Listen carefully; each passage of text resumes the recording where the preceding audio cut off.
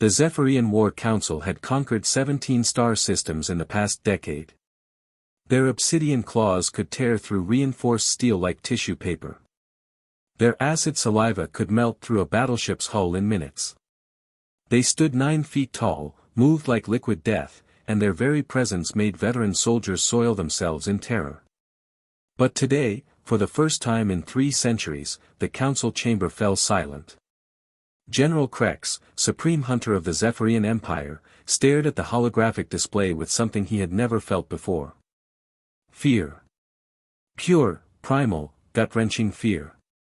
The coordinates on the screen showed a small blue planet in the outer rim, third from its sun. Earth, the humans called it. Tell me this is a mistake, Krex growled, his voice like grinding stones. War Master Thane, his scarred hide bearing the marks of 1,000 battles, shook his massive head. No mistake, General. Our scout ships encountered human vessels 3 days ago. They were protecting a mining colony in the Kepler sector. The chamber erupted. Roars, snarls, the sound of claws scraping against metal. But Krex raised a single talon, and silence returned like a cold wind. You fools don't understand, he said quietly. We don't fight humans. Commander Vex, young and hungry for glory, stood up. His eyes burned with the arrogance of youth. With respect, General, they're just another species. Soft, pink, no natural weapons. How dangerous could they possibly be? Krex turned slowly, his yellow eyes boring into the young commander's skull. Sit down, whelp.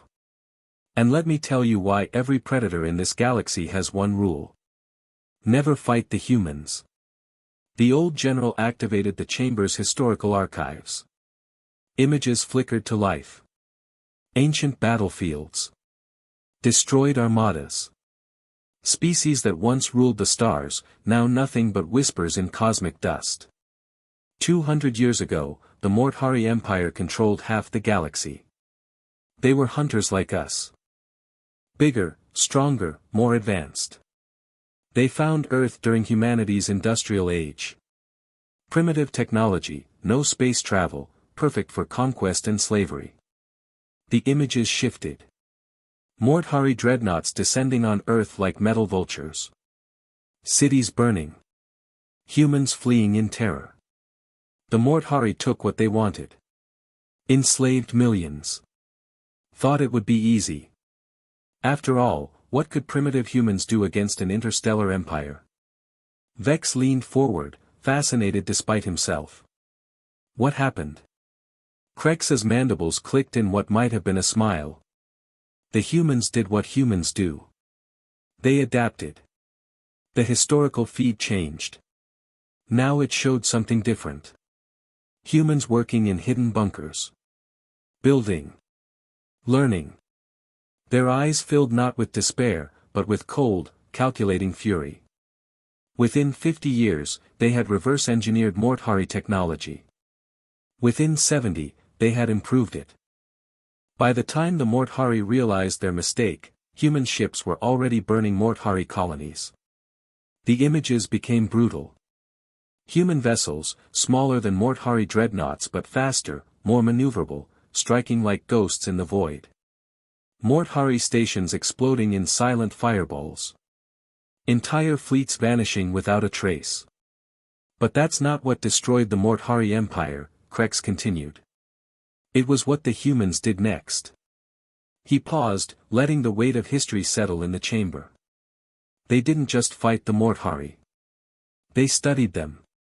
Learned their biology, their psychology, their culture. Then they turned it against them. Human scientists created a virus.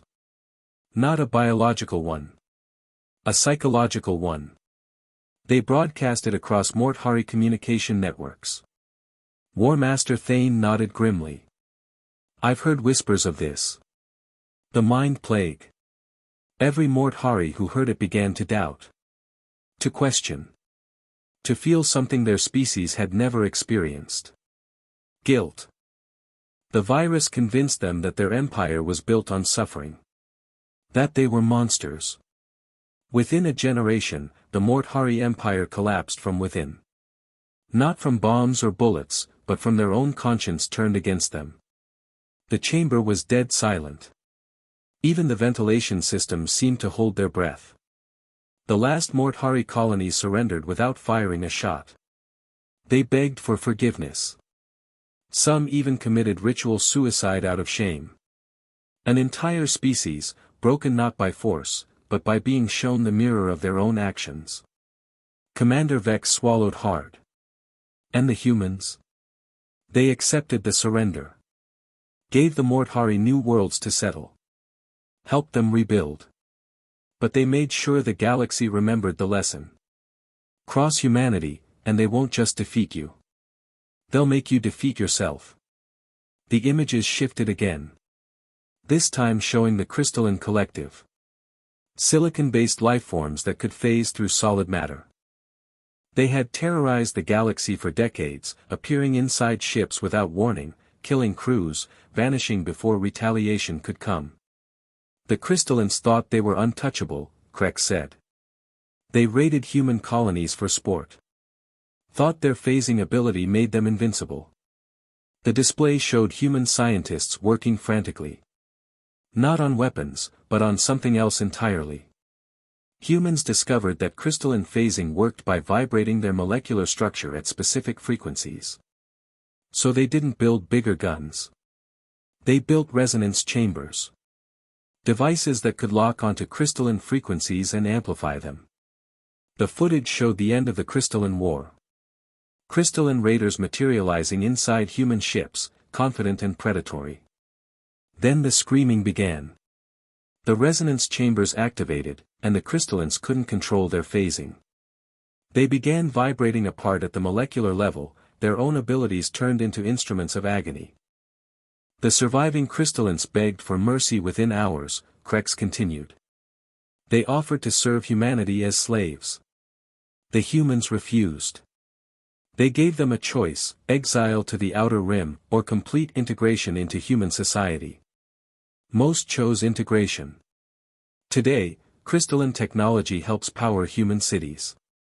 War Master Thane shifted uncomfortably.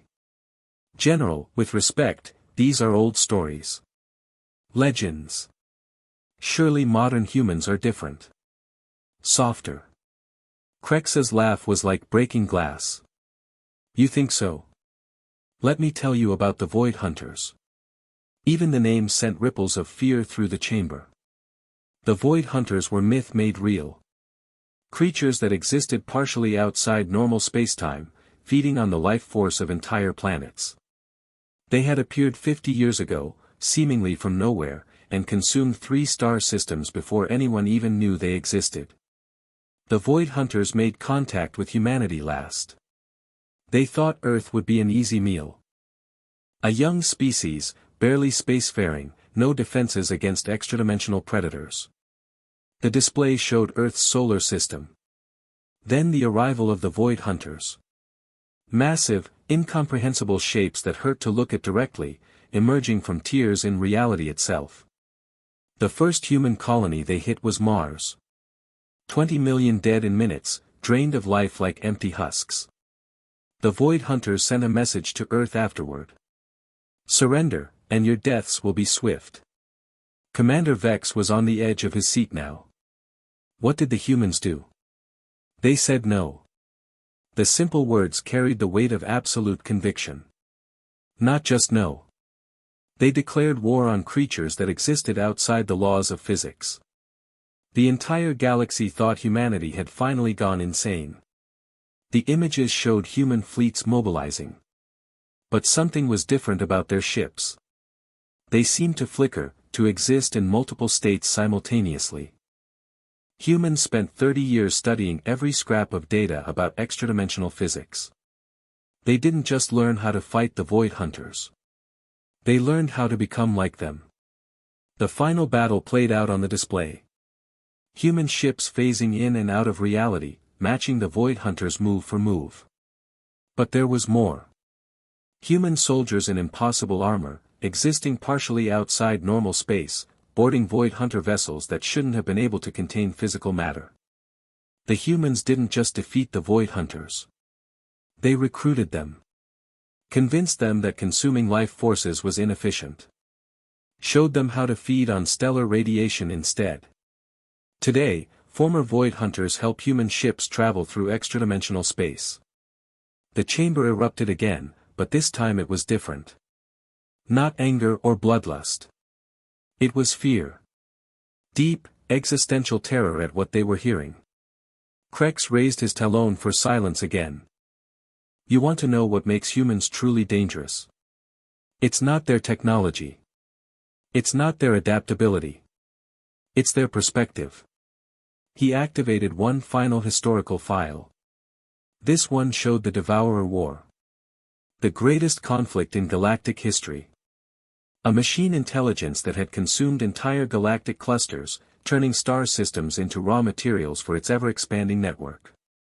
When the Devourer arrived in our galaxy, every species united against it. Zephyrians, Morthari remnants, crystallines, even the Void Hunters. We fought for 10 years. Lost half our worlds. The best military minds in the galaxy couldn't even slow it down. The images showed the desperate final battle. Thousands of ships from hundreds of species, all throwing themselves against the Devourer's mechanical hordes. All of them dying. Then the humans arrived. Not with a fleet. With a single ship. A small research vessel with a crew of 12. War Master Thane's voice was barely a whisper. 12 humans stopped the Devourer. They didn't fight it, Krex said. They talked to it. The display showed something impossible. The human research vessel docking with the Devourer's central node. No weapons fire. No explosions. Just, conversation. While we were trying to destroy the Devourer, humans were trying to understand it. They realized it wasn't evil. It was lonely. It had been consuming galaxies for millions of years, looking for something. Looking for intelligence complex enough to communicate with it on its level. The final images showed the transformation. The Devourer's mechanical armies shutting down. Its construction facilities converting to peaceful purposes. Worlds being restored instead of consumed. The humans gave the Devourer what it wanted. Companionship. Purpose. Today, it helps seed new worlds with life instead of destroying them. The greatest threat in galactic history became its greatest protector because 12 humans bothered to ask it what it actually wanted. Commander Vex's voice was shaky now. But General, surely we're different. We're not machines or energy beings or dimensional parasites. We're hunters, like humans. Surely we can understand each other, warrior to warrior. Krex turned to face him directly. That's exactly why we can never fight them. The old general's voice dropped to barely above a whisper. You think humans are just another predator species? You're wrong. Humans aren't predators. They're something far more dangerous. They're survivors. He activated his personal files. Images from his own youth, when he had been as arrogant and bloodthirsty as Vex. I was there, 2 centuries ago, when we first encountered them. A small human colony ship, lost, damaged, drifting in our territory. Perfect prey. I led the hunting pack myself. The images showed a younger Krex, leading a squadron of Zephyrian hunters toward a human vessel. Confident. Hungry for the kill. We boarded their ship. They had no weapons that could hurt us. No armor that could stop our claws. It should have been a massacre. But the next image showed something different. Humans, not fleeing in terror, but standing together. Men, women, children. Looking at the Zephyrian hunters with something that wasn't fear. It was determination. They knew they were going to die. All of them. But they didn't beg. They didn't panic. They formed a line between us and their young. They looked us in the eyes and said, "You'll have to go through us." Krex's voice carried the weight of old pain. We killed them. All of them. But something was wrong. They fought with their bare hands. Parents threw themselves at us to buy their children seconds more life. Children stood over wounded adults, protecting them with nothing but their own bodies. The images showed the aftermath.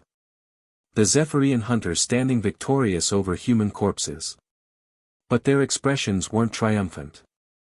They were confused. Disturbed. I returned to our homeworld and reported the successful hunt. But I couldn't stop thinking about them. About the look in their eyes. They weren't fighting to win. They were fighting because they refused to lose without making it cost us.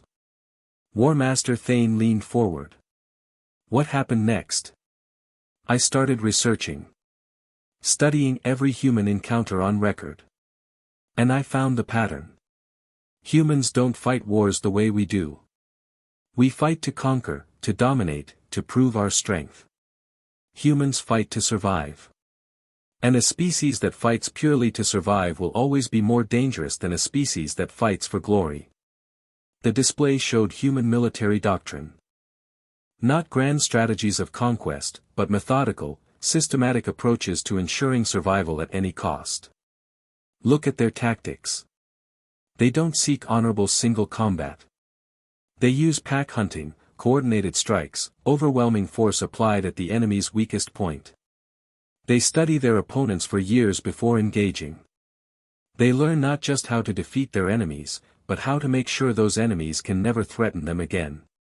Commander Vex's confidence was cracking. But surely, if we attacked with our full force, our entire fleet. You still don't understand, Krex snapped. This isn't about military power. This is about what happens inside the human mind when they're threatened. He activated a classified file. Images of human brain scans during combat situations. Human neurochemistry changes under extreme stress. They release chemicals that increase strength, speed, pain tolerance, and most importantly, pattern recognition. A human under threat becomes a learning machine optimized for survival. The brain scans showed the transformation in real time. Human neural activity spiking, new connections forming, processing speed increasing exponentially. They don't just fight harder when threatened. They think faster. Learn quicker. Adapt in ways that should be impossible. And they remember everything. The display shifted to show human historical records. Detailed files on every species that had ever threatened them. Biological analyses. Psychological profiles. Tactical assessments. Humans keep records of every enemy they've ever faced. Not just military records. Complete species profiles. They know how we think, how we breed, what we fear, what we need to survive. If we attack them, they won't just fight us. They'll know exactly how to destroy us. War Master Thane's voice was grim. Are you saying we should surrender our expansion plans because of one small species? I'm saying we should learn from history, Krex replied. Every species that has fought humans has either been destroyed, converted to their cause, or learned to serve them. There are no exceptions. He activated one final file. Recent intelligence reports from human space. Do you know what humans are doing now? They're not expanding aggressively like us. They're not conquering new worlds. They're building something called the Galactic Preservation Initiative. A network designed to protect threatened species from extinction. The images showed massive human installations. Not weapons platforms or military bases, but research stations, hospitals, educational facilities. They're taking the most dangerous predators in the galaxy and turning them into protectors. The Morthari now serve as peacekeepers. The Crystallins provide communication networks. The Void Hunters escort refugee ships. The Devourer rebuilds worlds. Commander Vex stood up slowly. Are you suggesting we should ask to join this initiative? Krex's mandibles clicked again. I'm suggesting we do what every other predator species has learned to do. We acknowledge that humans are the apex survivors of this galaxy, and we find a way to coexist with them. The chamber fell silent again. Outside, through the massive viewport, the stars seemed different now. Not a hunting ground full of prey, but a vast network where humanity sat at the center, not as conquerors, but as the species that all others had learned to respect. War Master Thane broke the silence. "What do you propose, General?" Krex straightened, his decision made. "We send an envoy. Not to surrender, not to threaten, but to communicate. We tell them who we are, what we need, and we ask how we can fit into their vision of galactic peace." Commander Vex's voice was small now, all arrogance gone. "And if they refuse?" Krex's yellow eyes gleamed with hard-earned wisdom. "Then we learn what every other species has learned. That humanity's greatest weapon isn't their technology or their tactics or their adaptability. It's their ability to make their enemies choose between destruction and redemption." He moved toward the chamber's exit, his massive form casting long shadows across the floor. "The Zephyrian Empire has ruled through fear for 3 centuries. But there's something more powerful than fear in this galaxy now. Hope. Human hope. The belief that even the most dangerous predators can become something better." As the War Council dispersed, each member carrying the weight of this new understanding, Krex stood alone at the viewport.